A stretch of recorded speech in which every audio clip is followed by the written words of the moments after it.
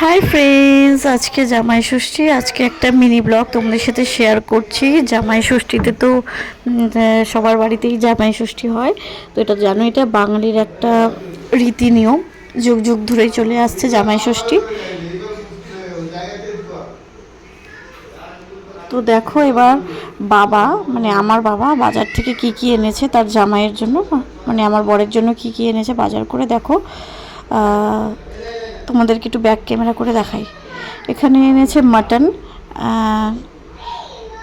এই মাটনটা চাকদা বাজারেই আমাদের পাওয়া যায়, চাকদা বাজার থেকে মাটন এনেছে। মাটনটা মানে সবারই প্রিয়। আর এদিকে দেখো পার্শে মাছ, পার্শে মাছটা খুব টেস্টি হয়। পার্শে মাছটা খেতে খুব সুস্বাদু লাগে, ভালো লাগে। এদিকে পার্শে মাছ এনেছে, এদিকে এনেছে হচ্ছে মাটন, আর এনেছে বড় দুখানা ইলিশ মাছ।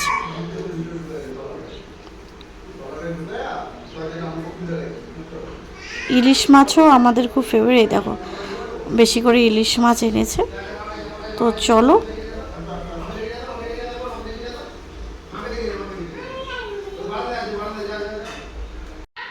আর ছেলের জন্য দেখো কি এনেছে, শিং মাছ আর কই মাছ। এটা ছেলে খাবে, আমার ছেলে। এছাড়াও হবে মাছের মাথা দিয়ে ডাল, চাটনি, ভাজা, হ্যাঁ দই মিষ্টি সব তো থাকছেই। তো চলো, বাই।